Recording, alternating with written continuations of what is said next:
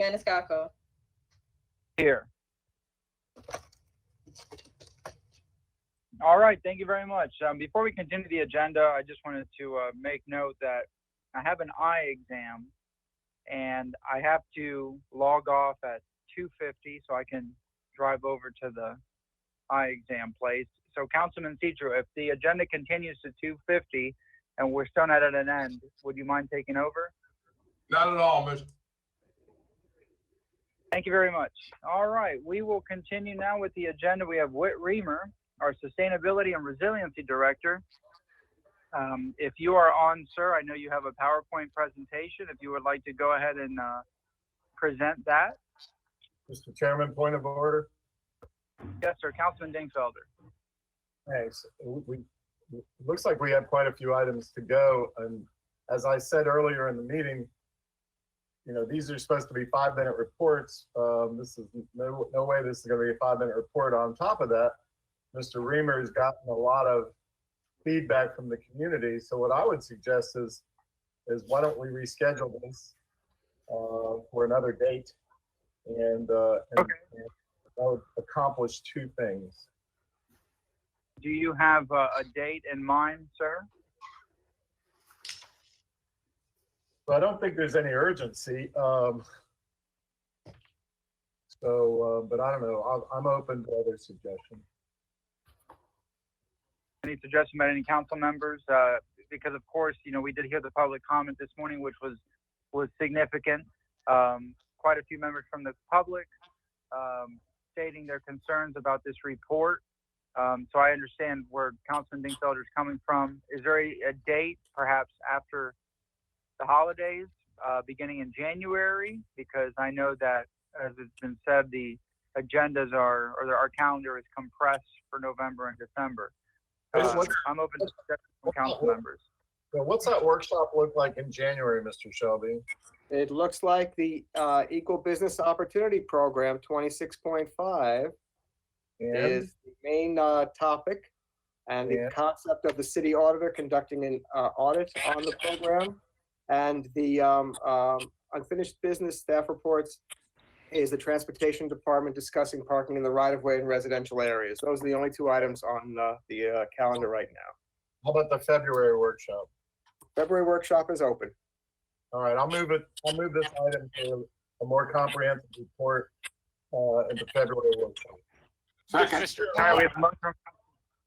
Councilman, this is Mr. Rammer, and I could just I just wanted to let you know that I can get through my presentation fairly quickly, and I do want to be able to respond to some of the comments that we received this morning, and I actually think that it's important to do that sooner than later. We are currently drafting the RFP that will establish this climate action and equity report. And I want to be able to have as much community feedback and input as we develop that RFP process and we start writing that plan, which is going to happen hopefully in the first calendar year quarter. And it's certainly your prerogative if you prefer to delay this. I just wanted to give you just a little insight into both my presentation and our timeline to move forward with this climate action and equity plan. And Mr. Chairman, may I just chime in for a minute, Martin Shelby? Yeah. Just a reminder to council that under your form of government, the RFPs don't come back to City Council for review before they're released. So if that is in fact the case, it may be of use to council to understand the process now and to be able to give input now if that's in fact going to be the timeline.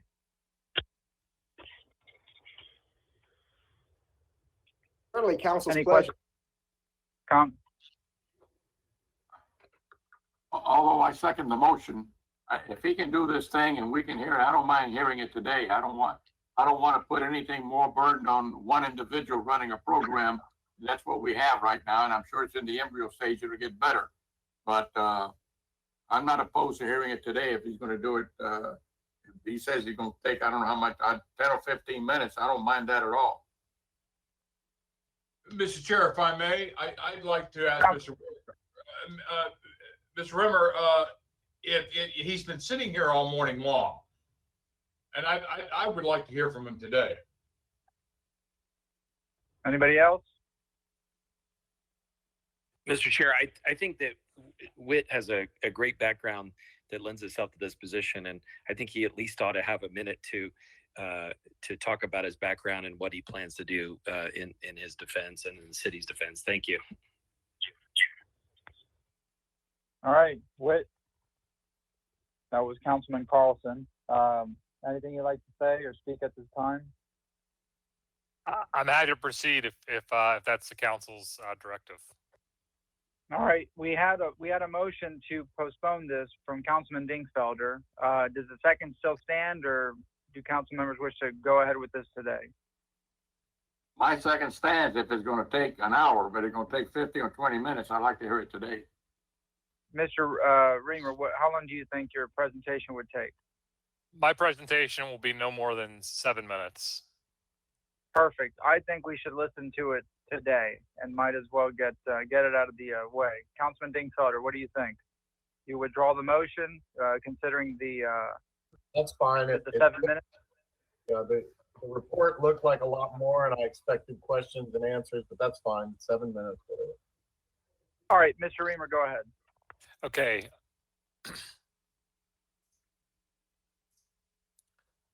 Hopefully you can now see the PowerPoint presentation. Yes, sir. Okay, wonderful. So I want to just kind of touch on some highlights within the memo that was circulated to council, starting off with renewable energy, which is really a first step and really a first for the city outright. We haven't, besides some of our police monitoring devices and some street lights, we haven't done a whole lot of solar panel or electric vehicle purchases in the last couple of years. So we're moving in that direction. And that's all being driven by Mayor Castor's pledge to transition the city of Tampa to 100% renewable energy by 2045, which was the target that we were asked to meet it by originally. And I certainly heard from the community this morning they'd like a more aggressive timeline, and we are willing to look at timelines that our sister cities have met or have pledged to meet. And so this was simply a starting point over a year ago. And like I said, happy to look at an updated timeline. So see how this quickly transitions. This was something the mayor pledged to do. And on the right-hand side of the screen, you see in our budget proposal, right here, we're going to create a climate action plan that's focused on vulnerable areas. We're going to look at everything that we're doing both within our municipal operations, and we're also going to look at permitting processes and green building standards community-wide to really make sure that not only are we committing to transitioning municipal operations, but that we're putting in place policies and goals that ultimately can incentivize our entire community to transitioning to clean renewable energy. So I can't overstate that enough that perhaps the way the memo was framed was confusing. From the mayor's position, we are laser focused on transitioning municipal operations, and the plan that we create, which I mentioned as part of the RFP, will address community-wide renewable energy goals. Thank you. So just a quick snapshot looking back. I know a lot of folks mentioned on the public comment this morning that the municipal operations were a small portion of the entire city of Tampa footprint. That's true. This is a greenhouse gas study we did back in 2009, and it shows that our wastewater and our waste energy facilities account for over 60% of our carbon emissions. A couple of other things in the renewable space. Quick little fun project that we're working on here is Woodland Terrace Park. Some of the residents have requested to be able to take nighttime evening walks to get fresh air and get their exercise in. TECO looked at putting their traditional lights in. They couldn't get their equipment in there. We saw this as a perfect opportunity to bring clean, renewable energy projects to East Tampa. And I believe the purchase order for this was put in today, and hopefully those will be installed in the next couple of months. Similarly, on the right-hand side of the screen, our fleets department has made some great inroads with the recent purchase of 8 or 9, I believe, Nissan Leaf electric vehicles. This is actually another great story whereby I think a traditional combustion engine purchase was slated to be made, And the new administration, even before my time, stepped in and said, can we look at electric vehicles instead of the combustion ones? We made either a change order or we switched that through the process. And we are going to be receiving those. Actually, I think we already received them, and we're doing some wraps on those, which will be really neat to unveil here in the next couple of weeks. On the sustainability side, thanks to this council, we recently passed a single-use plastic regulation. I wanted to update council that I have the executive order, the draft executive order implementing this on my desk from the mayor. And she's asked me to go back in and bolster the objective to be more aspirational, to show all the things that we're doing on single-use plastics and solid waste diversion. So we're still putting the final touches on that. It's forthcoming. Similarly, we are looking community-wide at our environmental footprint through the Lead for Cities process that is taking an exorbitant amount of time to put the documentation and narrative together, but it's given me an opportunity to meet city staff that I would have never had a chance to meet, I think, in my first 3 or 4 months, including our great landscape architects who are incorporating green infrastructure elements, are protecting our urban tree canopy, improving our water efficiency, looking at new transportation options. Those are all the things that the Lead for Cities process does. You can see just an array of the credits that we're going to be applying for, and we'll be actually applying for that next week. And we're actually in the gold category with the credits that we're looking at right now, which will be actually higher than a lot of our sister cities. I wanted to mention another cool project that we're working on. It's an environmental justice project that was an opportunity that was presented by a group called E Pluribus Unum, which stands for Out of Many One. And as you can see, Mayor Castor is joining a distinguished group of Southeastern leaders to focus on racial and social justice equity issues. We presented a project to concentrate regenerating our urban tree canopy along transportation corridors and underserved communities that will pay people from those communities to go out and plant new shaded paths in their neighborhoods to allow for protected walking, because we know that the Union of Concerned Scientists tell us that we're going to be experiencing severe heat events over 100 days with 105 degree heat in the next 10 to 15 years. And so making sure that we've got shady places for our citizens to walk is really important. And I'd like to mention that organization was really, really happy to see an environmental justice project come through. I think we're probably one of the only ones that submitted an environmental justice project out of this entire group. Quickly, I just wanted to review some of the science with you guys that are driving the decisions and policies that we're making here. Everyone has seen these headlines at the Tampa Bay Times related to flooding and storm surge and sea level rise. Those headlines are important, but really where I like to dig in is the actual science. We have some great scientists here in the Tampa Bay community that are looking at sea level rise, and this is one of the reports they've put out. Here in Tampa, we are looking at 2 to 8.5 feet sea level rise by 2100. And I'm taking this information and I'm disseminating it to our planning department, our permitting department, our building codes department, and we are trying to update our codes to meet these the recommendations of these science panels. This is just a quick look at the sea level rise gauge off of St. Pete, and this is the projected high, medium, and low feet, and we use that intermediate number. This is just, I'm going to run through these really quickly. This is what sea level rise will look at with varying feet. This is where we are right now. This is a mean high water mark. I'm going to go to 1 foot, 2 feet, 3 feet. And you can see kind of down the south part of the peninsula, you can see the Harbor Island area. You can see the Hillsborough River starting to get a lot of water here. That's 4 feet. So that's kind of the mid-range that we're going to be looking at. That's what's going to be potentially subject to sea level rise. And then you could even go to 5 feet and 8 feet, and we've got some real problems. So we need to start mitigating the impacts of climate change. We need to start changing our building stock, our building processes to adapt to these changing conditions. Here's a report on something that we're doing. Right now, it looks like 12 to 1,400 properties by 2040 will be affected by sea level rise. 80% of those are publicly owned. We need to start working with our community partners, those on the front lines, those critical facilities, to make sure that we are adapting to climate change and making sure that our critical infrastructure is strong and resilient. Again, another thing that we're doing, we got a $75,000 grant to look at how our comprehensive plan and our regulations currently either meet or don't meet the types of changing conditions that we know these scientists are telling us that we need to pay close attention to. Again, this is an insurance company report. It's called Karen Clark. This is from a couple of years ago. This is related to storm surge, which is a little different than sea level rise. Sea level rise is gradual, and it occurs from thermal expansion in the oceans, melting ice sheets, things like that. This is storm surge. This would be like a hurricane pushing water into Tampa Bay. And here's what that report says. It says Tampa Bay is the most vulnerable city in the entire U.S. to storm surge. We are laser focused on finding policies, programs, and projects to help mitigate and adapt to these hazardous conditions.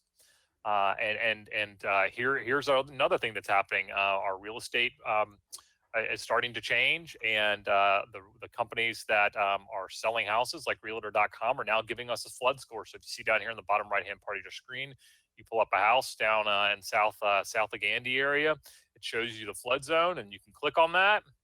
It pops up and gives you a flood score. It says this is a high risk area, and that you need to make sure you're buying flood insurance, and you need to have a plan to evacuate, and you need to understand the type of investment that you're making. Here are some flood maps. We have new flood maps that are going to be coming online in probably January of next year. It's going to put a lot more people in flood zones. It's going to take a couple of people out of flood zones, but we haven't had updated flood maps in over 20 years here in Tampa. The science has changed since then, so this is a welcome addition. Quickly on stormwater, we just received a report in June of this year looking at all of our stormwater outfall canals. There's over 500 of them. Many of them are subject to the potential impacts of sea level rise.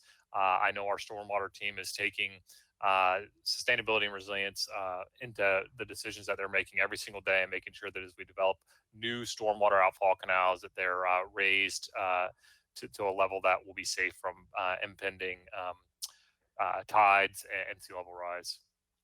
One of the projects that they're doing, they created a GIS map to show green infrastructure projects. Green infrastructure projects help with water quality and stormwater management in a new and refreshing way, not using traditional gray pipes and infrastructure, but rather using nature-based solutions. On the resilience front, we are part of the Tampa Bay Regional Resiliency Coalition. And we are working with a group of international resilience experts called the Resilient Cities Catalyst to develop a resilient Tampa roadmap. I can tell you that that process has been an extraordinary learning experience, and we are coalescing around 4 priority areas. No surprise to the folks on this line, they're going to be focused on transportation, climate change, affordable housing, and addressing the wealth gap. So resilience isn't just about the built infrastructure. It's about how all of these things that Mayor Castor has put forward in her T3 plan are tied together. She was serious when she said resilience underpins everything we do. And that's the end of my presentation. I'm happy to take questions. Do we have any questions from council members? Mr. Yes. Chair, if I may. Councilman Citro, go ahead. Thank you very much. Whit, thank you very much for your report. I do have a question though. How can we establish a community-wide process with our citizens that engages people to help respond to these environmental threats and on our path to becoming a resilient city? Thanks for the question, Councilman Citro. As part of the climate action and equity plan that we're going to be writing the RFP on, there will be a major component focused on community outreach. That will be a huge part of the RFP. And when we are interviewing potential respondents, we will ask about their plans. I will certainly be in the community. I'll be working with our community partners to make sure that we are getting as well-rounded of a response as possible. In addition, we are going to be creating a short-term climate advisory committee that will help me and our community partners steer that climate action and equity plan. So multiple opportunities forthcoming. I look very much forward to working with our community partners to have a voice in that plan. Thank you very much, Whit. Thank you, Mr. Chair. Thank you. Anybody else have any questions? Yes, sir. Yes, Councilman sir. Carlson. I'm sorry, Dingfelder. Thank you. Um, I wasn't trying to blow you off. I just wanted to make sure you had adequate time. But if you want to come back for a report in the spring or something like that, just let us know. So two questions, 2 or 3 questions. Number one, somebody mentioned an RFP. What's the RFP? The RFP will be a solicitation of services to help us create a climate action and equity plan. Many cities, most cities have these. We have one that Atkins helped us develop back in 2011 that didn't get a whole lot of traction. So we're going to rewrite our plan with an intent focused on action-oriented solutions. So how can the city itself, how can our municipal operations quickly transition to 100% renewable energy? And then policies and programs that the community, that we should be looking at in the community to help us reach that 100% renewable goal, and look at all of the climate related issues that we need to be paying attention to. And given that I'm a one-man shop and that it's pretty typical for cities to use outside services, the RFP will be focused on bringing architectural and engineering expertise to the city to help me create that plan. Okay. So looking at your pie chart, I don't know if you've got that handy. It was like the 3rd or 4th slide, I think. Are you controlling that or somebody else? I can go back and control it. Let's see. Give me 1 second. There we go. That one? Correct. So the elephant in the room is the wastewater treatment plant at 35% of our greenhouse gas emissions, and McKay Bay Waste Energy burning our garbage plant at 36%, totaling 71% of all the city's greenhouse gas emissions, according to a 2009 study. Obviously, those are 2 critical functions in the city. You know, I imagine, I've been out to the wastewater plant recently for another tour. You know, I imagine it's just the digesting, you know, the digesting of the organics as part of the wastewater treatment process that emits greenhouse gases, sort of like a cow chewing its cud emits a lot of greenhouse gases out the backside.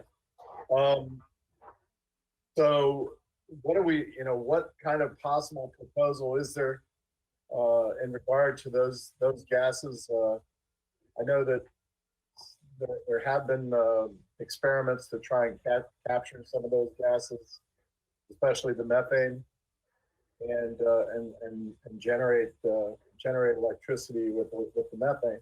And then my other question is on the waste to energy. What is the possible solutions? Is anybody talking about when we burn our trash and create energy? We burn our trash and we send up lots of greenhouse gases.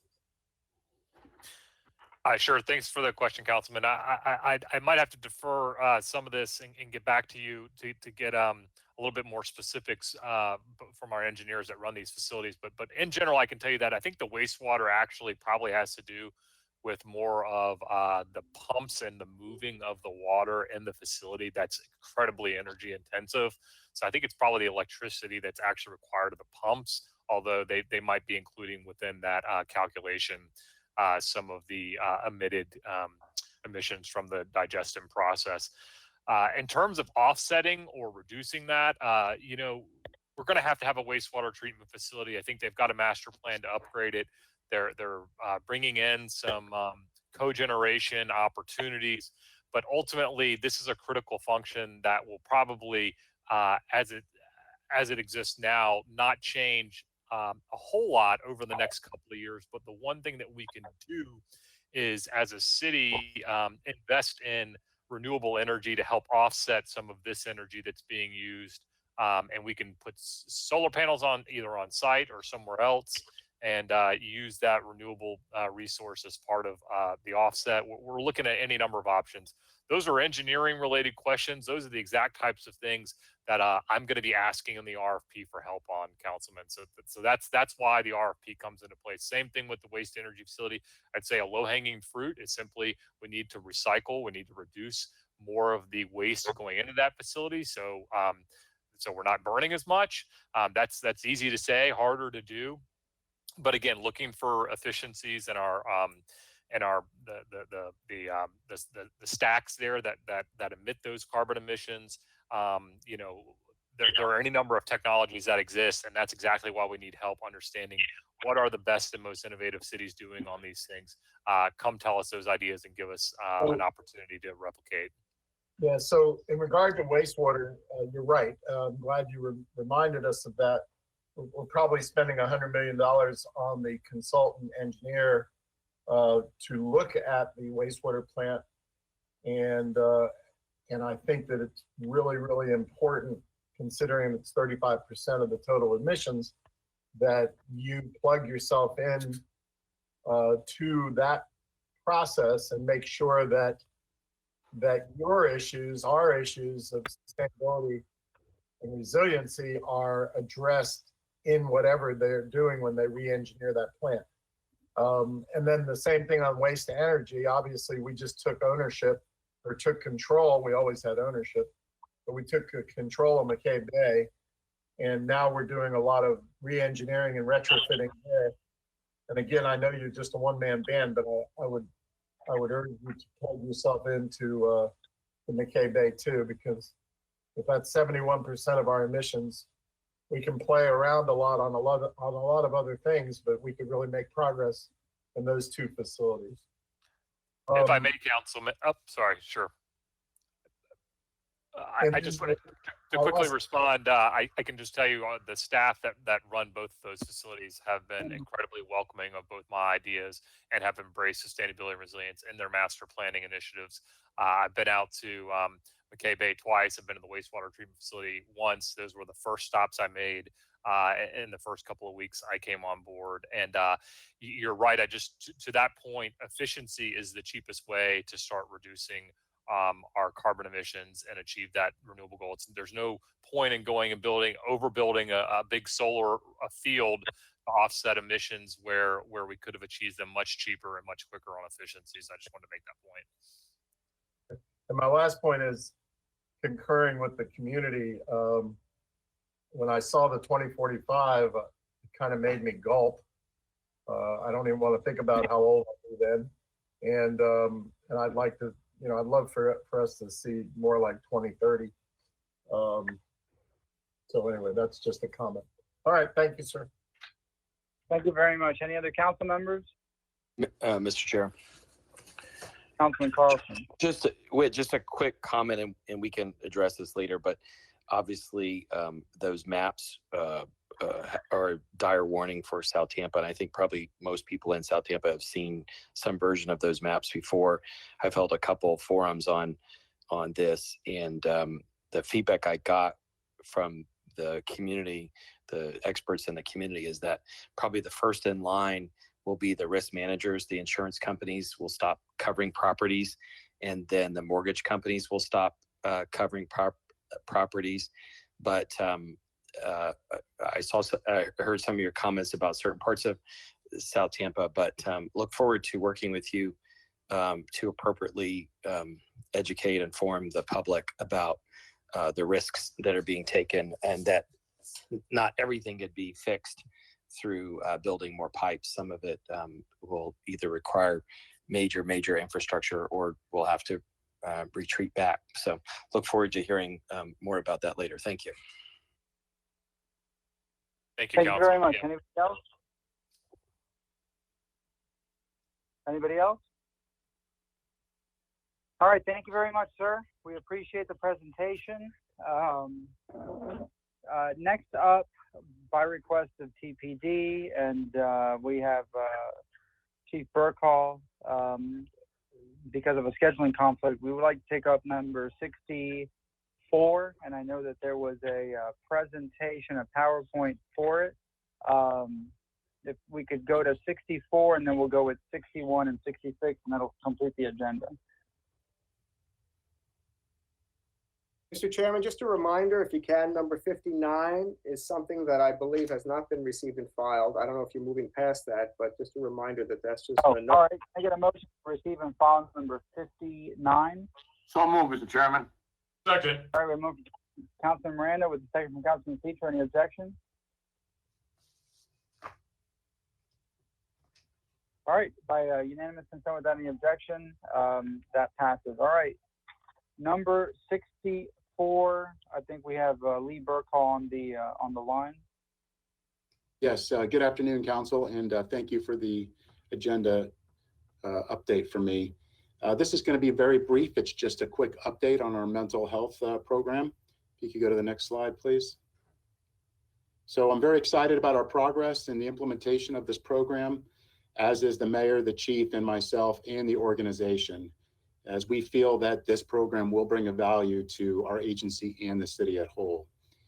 In the last 30 days, our teams conducted a plethora of meetings with a variety of stakeholders. The first one I have listed on here is Justin Coffey and his team. We've actually met with them several times on virtual meetings with our group, and they provided a lot of research and valuable insights. So we do appreciate their assistance. And Dr. Kathleen Moore is part of our team. She's from the University of South Florida. She's assisting us in the drafting of the RFA process. Claire Reynolds, which I'm sure you all know, at the Crisis Center of Tampa Bay, her organization has said that they're not going to be part of this RFA process. So she is going to help us out and be a stakeholder and subject matter expert for us in this program. And of course, City of Tampa Purchasing, who's assisted us greatly in drafting the RFA. We've also conducted 2 site visits at the St. Pete Police Department and Pasco County Sheriff's Office to glean about their programs and speak with their commanders. And we've done a webinar at St. Leo University on this very exact subject on social work and policing, where Pasco County and St. Pete again highlighted their programs. Our RFA draft has been submitted to purchasing and is nearly finalized. We're tweaking some more language on there, but we should have it finalized shortly. Next slide, please.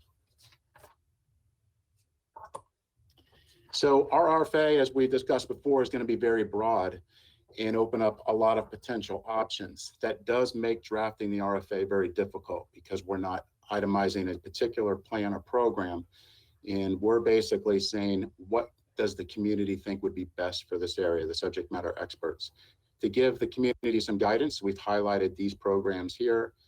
Pasco County's program, the Behavioral Health Intervention Team, Houston, Texas program, the Crisis Intervention and Response Team, the Dallas, Texas model, the Rapid Integration Group Healthcare Team, and the Eugene, Oregon CAHOOTS program, which we're all familiar with.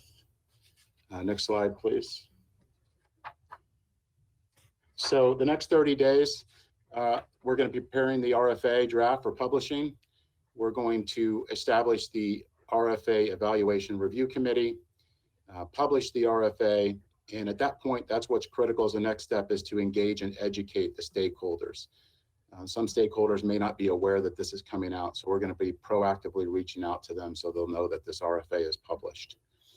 We'll be responding to the inquiries. We'll have an information session where they can speak to us and ask us questions about the RFA, and then we'll prepare to close it and give our response evaluations. Next slide. So the timeline is difficult to put exact markers on it because we're being methodical and diligent in our process, which we believe will pay dividends in the long run. But our goals here are to have the RFA published in the next week or two, have the RFA open for approximately 4 weeks. Assuming we get responses, we'll complete the evaluation and identify the best program options for the Tampa Police Department to pilot.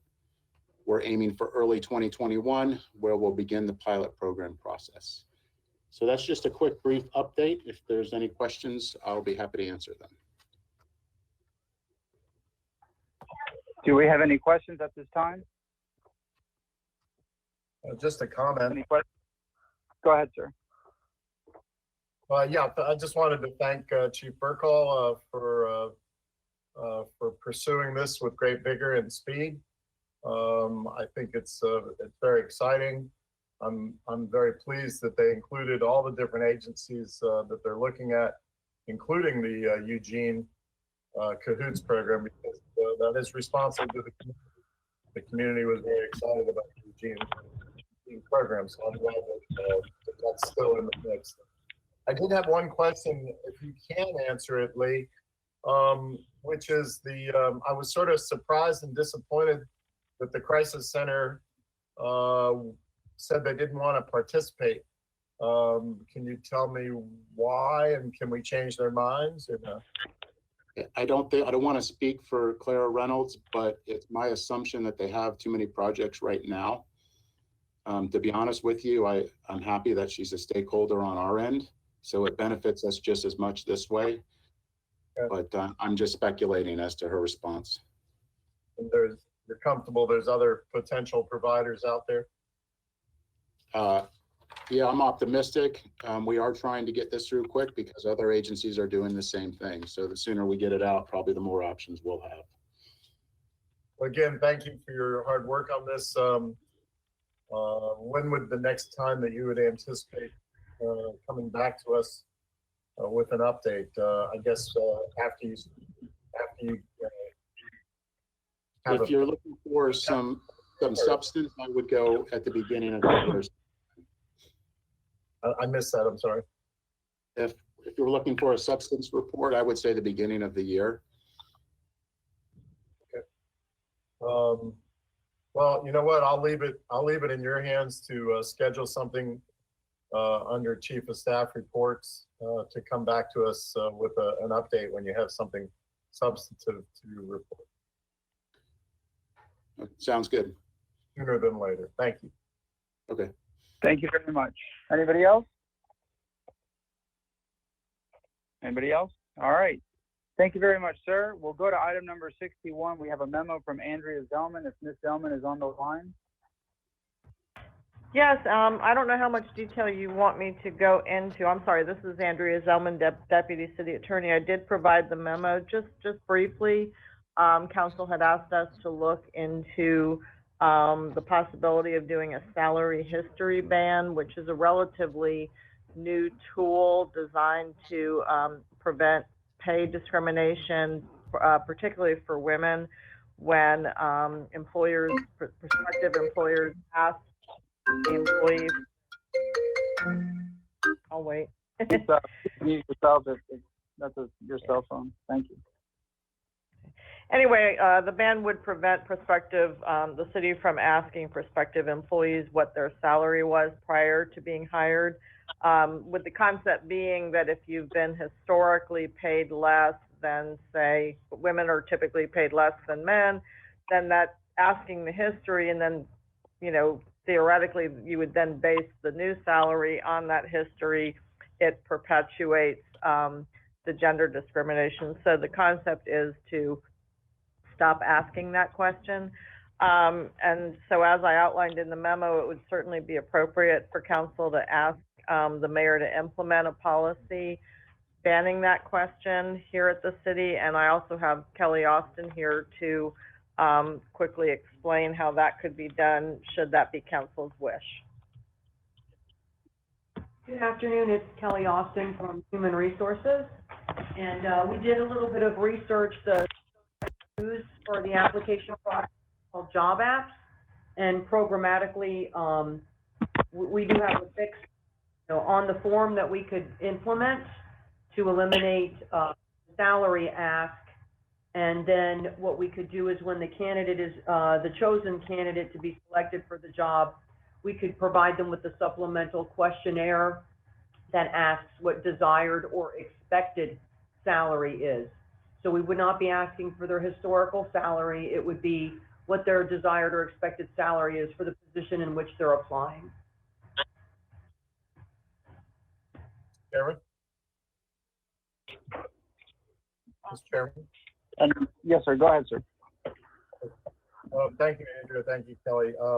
That sounds good in regard to the city's process, but I think the larger question, which I think you dabbled against, Andrea, was what can we legally do out in the community to discourage or prohibit employers from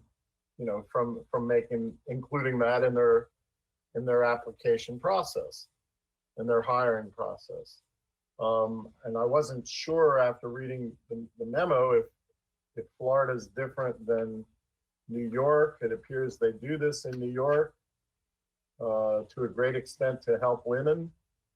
And I think what happens is women leave the market, the job force for X number of years to have the children, and typically to raise them for a while, and then they come back in and they've lost momentum and that sort of thing, and then they get paid less, and that's not fair. So I think I guess I'm preaching to the choir with the two of you, but can we do it in Tampa? Can we do it in Florida? And if so, why don't we? So let me quickly address that. First, I did want to remind you at the outset. We touched a little bit on this in the memo, that there is pending in Congress a federal salary history ban. The Florida legislature has taken this up every year since 2018, but has yet to pass it. There is already in the Florida statutes a prohibition against wage rate discrimination based on sex, but probably more significantly, in Chapter 12 of our code, our human rights ordinance, the city provides a cause of action for people who believe they have been the target of unlawful discrimination, and that includes discrimination with regard to wage disparity based on gender. Again, Chapter 12 provides a cause of action where you can file a complaint with our Office of Human Rights. So we do have a number of protections in place. In terms of whether other I'm sorry, go ahead.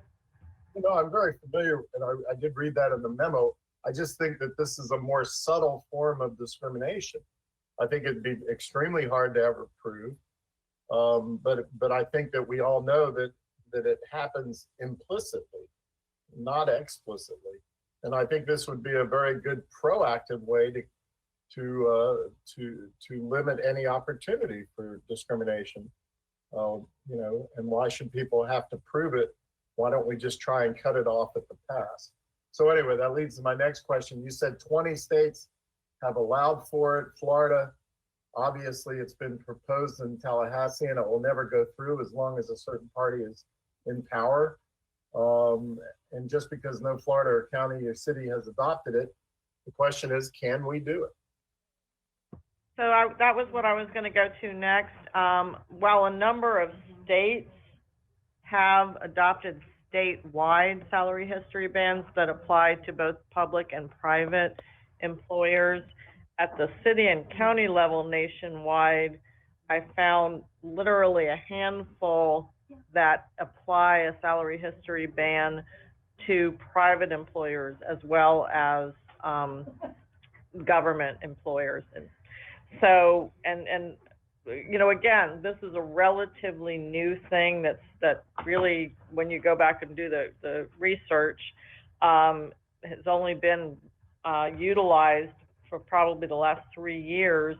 One city to date, there's one published case to date addressing the constitutionality of a city applying a salary history ban citywide, and that was in Philadelphia. I can give you the case site later, Mr. Dingfelder, but in that case, the local Chamber of Commerce sued the city of Philadelphia, arguing that it was a infringement on commercial speech, banning employers from asking their employees that.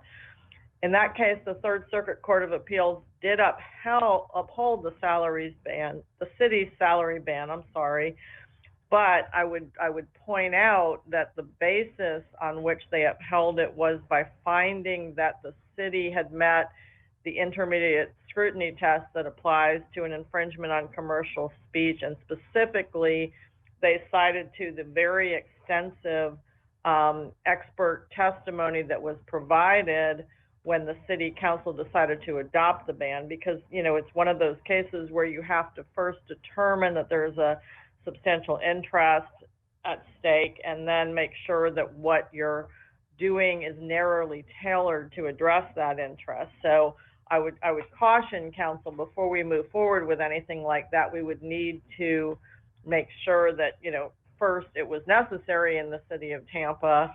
And, again, you would have to build that record before adopting anything, which was one of the reasons our suggestion was, if we do it at the city level, it actually gives us an opportunity to see how effective it is, how it works, before moving to something as significant as trying to provide it citywide. And this is not aimed at you, Andrea, but sometimes I feel like on these things, we're never willing to step out and lead. We look across the bay at St. Petersburg and they take progressive, bold steps. And Orlando up the road and take progressive, bold steps. And I think this is a great example of something where we can say, and I agree with you, we have to do it methodically. We have to accumulate our evidence and accumulate our witnesses. And obviously in a public hearing, if the chamber wants to oppose it, then they can oppose it. And then we can look and see what the policy is. But I think this is a really, really neat idea. They call it the Helen Gordon Davis Fair Pay Protection Act. And we all knew Helen Gordon Davis. And she would be very proud of us if we move forward on this thing. So anyway, I'll bring it back as new business at a later date. You and I can talk about it a little more, but I just think it's a worthwhile endeavor. I hope my fellow council members do too. Thank you very much. Any other council member have any comments or questions on this item? Thank you very much. Thank you, Ms. Zellman. We appreciate it. And we'll go to item number 66, which is the final item of our agenda today. That's a motion from Councilmember Goods regarding Williams Park building and the conditions. So, good afternoon, Chairman, members of City Council, Brad Baird, Deputy Administrator of Infrastructure. I'm going to introduce PJ Calloway, who is our resident engineer that oversees all the construction of city projects. That amounts to about 50 projects. And he'll give a short report, hopefully addressing Councilman Good's concerns on this project. And with that, I'll turn it over to PJ. Right. Thank you, Brad. Good afternoon, Chairman and City Council. I'm here to speak about the several issues that Councilman Good brought up regarding Williams Park Activity Center expansion. I believe there are 3 items that were previously brought up. One was the loose handrail. That I was on site last Friday, and that handrail had a loose embedment. It has been corrected. It was corrected as of last Friday. The second item that we had ongoing was a color match on the split face block, I believe is the issue. That existing building has been there for at least 15 years. And the color that we chose and chosen by the team, including us and Parks and Rec, was the closest match available. The contractor did order the correct block. It was brought on site and it was constructed. Unfortunately, there is some natural variation in masonry type items, and that's where we're seeing that there isn't a complete match for that building material. The last item that I had was the operation of the HVAC system out there. Apparently it wasn't operating correctly, at least when Councilman Goods visited the site. So the system mechanically was performing correctly, but there was a programming issue with it. Since that time, we have had the subcontractor supply for the HVAC system on site, and they have reprogrammed it. That was done on October 8th. And since that time, we have not had any issues with the HVAC system working properly at the park. So we are very close to completing the job. We are working through a few punch list items similar to the ones that Councilman Goods brought to your attention. There's some painting that we are going to redo inside the building, and there is some ongoing the existing park center. So we are very near completion, and ready to turn it over to Parks and Rec and open up to the public. All right, thank you very much. Councilman Goods, this was your motion. Did you have any questions or comments? Yes, I talked to Mr. Beard offline this week. The gentleman that just talked, he gave a small descriptive interview of what's going on at that facility over there. There are a lot more issues than he indicated in the report, but I don't want to get into it over line right now. I think that Mr. Beard assured me that they're working on several of the issues that happened with the facility, and that he assured me that they're going to be able to correct a lot more than the 3 issues that I didn't name. I know that Ms. O'Shea, Ms. Wynn, and her staff, they all went out there and they concurred that a lot of things, a lot of shoddy work was done on this project. Don't really know how it passed some of these get this far, but I do know that they're working on a lot of those issues other than what the gentleman just talked about. I really want to know, I have not heard the dollar amount for that project and what was allocated for that project. I mean, the building is like, I believe, only 600 square foot. I think the other 150, maybe the area, just the bulk area underneath where the brick was laid. So about a 750 square foot building. I still haven't got the dollar amount on it. Mr. Beard, do we have those numbers yet? Yes, I did. I forgot to put the bid tab in front of me, but it's a 1,200 square foot addition for $563,795, and we, as I told you the other day, we also have a pending change order of $77,000 with some add-ons requested by the Parks and Recreation Department. However, we did receive 6 or 7 bids, and they range from this low bid of $564,000 roughly up to over $800,000. So it was competitively bid, and we did go with the lowest responsible bid. Well, I'm not gonna, we talked offline already, and you kind of understand my frustration with what I saw in the process. So hopefully going forward, we won't have these issues. I'm just glad that the project is moving. The community is looking for it to be open. I think that project's been delayed since March. So hopefully we should be on track with that within the end of this month, or hopefully by the 1st of November. Mr. Beard? We got Councilman Goods. This is PJ Calloway, resident engineer, contract admin. We have obtained a certificate of occupancy from the Construction Services Division.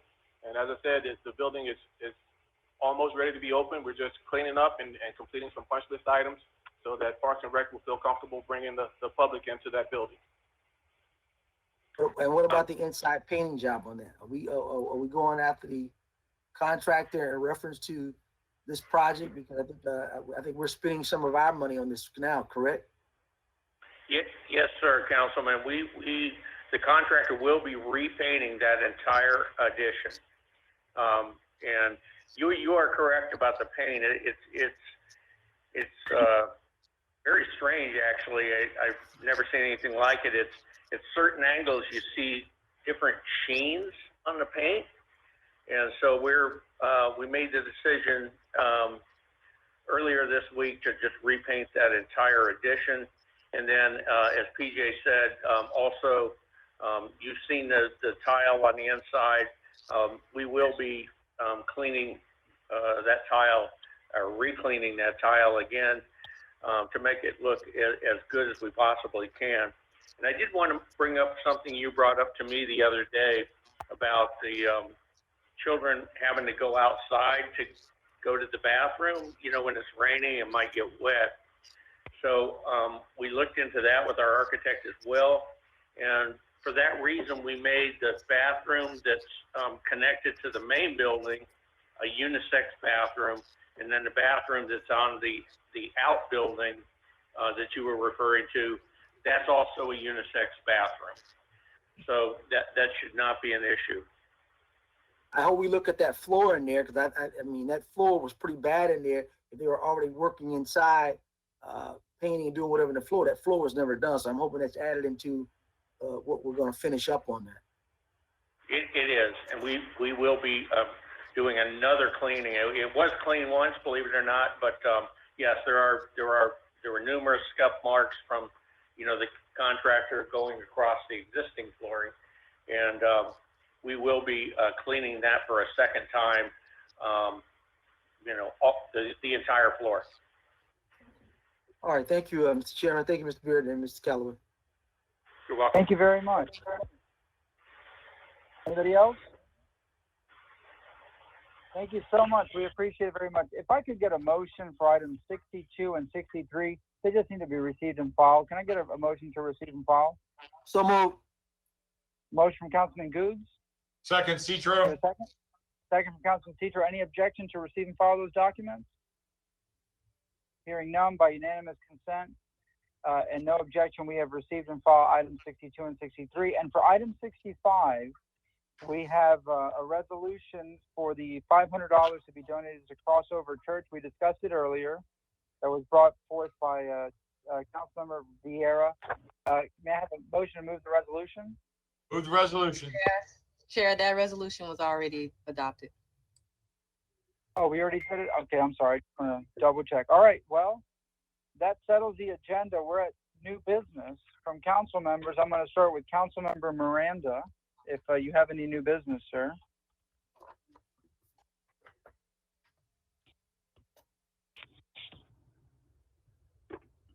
Councilmember Miranda, if you have any new business. All right. No new business. Thank you very much. Councilmember Citro, do you have any new business today, sir?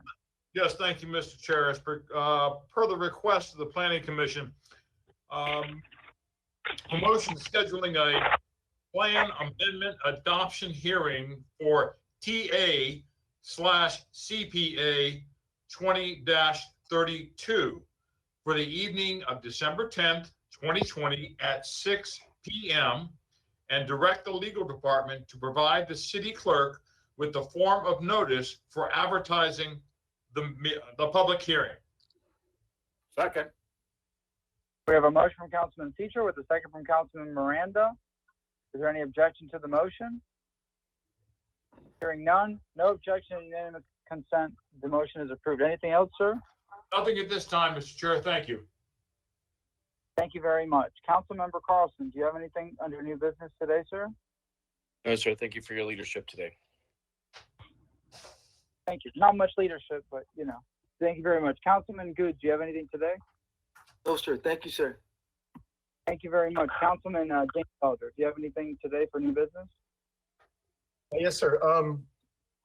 In January, we have a part of our workshop includes a report from the audit department.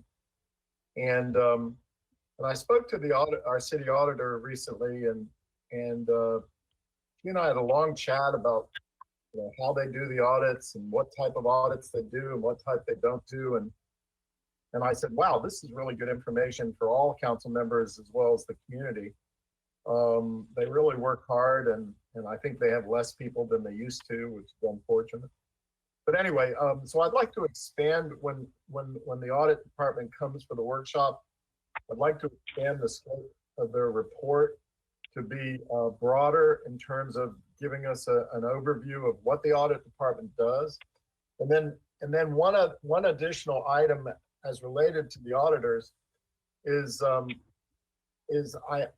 learned that we have an unusual practice in the city of Tampa where they, and I don't know what mayor started it, I know it wasn't this mayor, but where the auditor sends the audit to the mayor first, they get to review it, and perhaps, I don't know if they edit it or what, and then it gets released to the community and the council.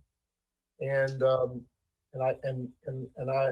I asked about that and found out that was not the national practice. That's not the best practice, because it sort of constrains the auditor's hands, and it removes some of their independence.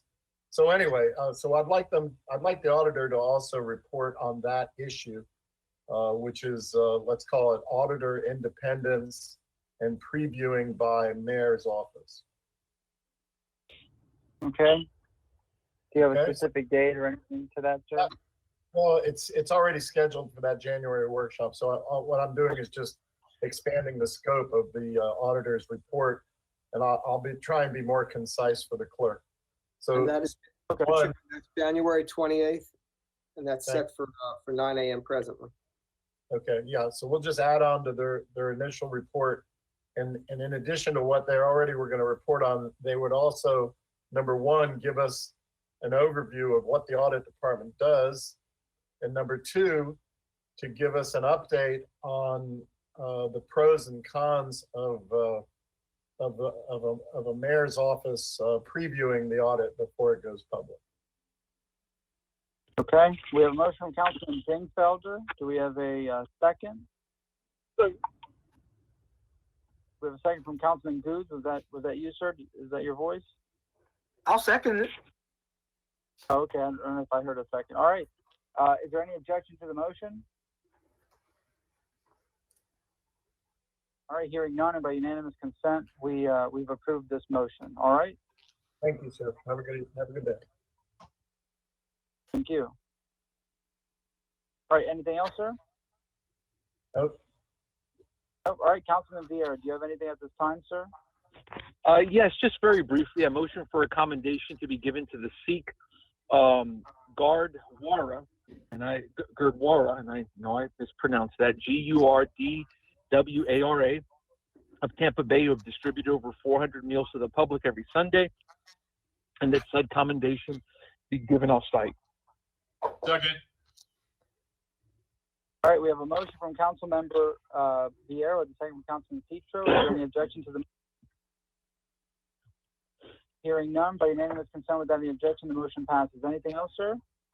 Yes, sir. Just lastly, if I may, similar to my, I guess we can make donations with our money. I request that $500 from my account be appropriated to Pepin Academies, and that I guess, resolution or whatever it may be, be presented back to council. Let's say, I don't have this here in front of me. I apologize. 3 weeks from now, Mr. Shelby, Mr. Chair, whatever the date would be. Okay. All right. 3 weeks, if we have, or whatever is nearest to that date. That would be the 19th of November, or the first meeting in December, December 3rd. You know, if I may, let's have, is November 12th available? I guess that's CRA. Yeah, No, let's just do 19th. November 12th is the CRA day. Yeah, so let's do 19th. That's fine. Okay, we have a motion from Councilman Vieira with a second from Petro. Councilman Petro. Is there any objection to the motion? Hearing none, by unanimous consent, the motion passes. Anything else, sir? Nope, just I believe a Monday early voting starts, so no matter who you're going to vote for, just to all of the 4 people listening to us right now, make sure to go out there and vote and make your voice heard. Very much. God willing, we don't have long lines like we saw in Georgia. Thank you, sir. Yes, sir. Thank you very much. I have nothing at this time. May I have a motion to receive and file all documents? Mr. Chairman? Martin Yes, Shelby. Mr. Shelby, yes, sir. Yes, thank you, Council. I have 2 items. Number 1 is before you receive and file, I believe the clerk is in possession of 2 conflict forms, 8B, one from Councilman Goods and the other from Councilman Dingfelder. Do you have that in your possession, Madam Clerk? Yes, I do. Okay, I'd like those to be received and filed as part of the receive and file. Would you want a separate motion, or you want to include that, Madam Clerk? One motion will do. Okay, thank you. All right. And okay, so that'll be part of the receive and file, please. The other council is just, pardon me? No, go ahead, Mr. Shelby. Okay, the other point that I'd like council to be aware of, as well as the public, is that the governor's executive order 20-46 and the accompanying documents from the clerk, from the governor's office, makes it clear that 20-69 will not be extended, which means we are in preparation for returning to the Tampa Convention Center for an in-person quorum of city council. And again, the public will be able to attend there, but from my understanding, per council's desire, unless otherwise directed, is we're setting it up for hybrid meetings. In other words, those people who want to participate while we are still in a state of emergency, obviously due to COVID-19, have the opportunity to attend virtually. So that being the case, council, I am requesting that the council direct the clerk to amend its calendar for the months of November and December to indicate that the location of the meetings will be at the Tampa Convention Center. All right, can I get a motion to that effect? So moved. We have a motion from Councilman Citro. We have a second? Second. Second from, was that Councilman Goods? Yes, second. All right, any objections to the motion? All right, hearing none with no objection and by unanimous consent, the motion passes. Anything else, Mr. Shelby? No, thank you very much, Mr. Chairman. Well, we appreciate it very much. There's nothing, we did receive and file, correct? Yeah. No, I don't believe you did. No, we did not. May I have a motion to receive and file all documents? So moved. Second. Motion from Councilman Good, second from Councilman Citro. Any objection?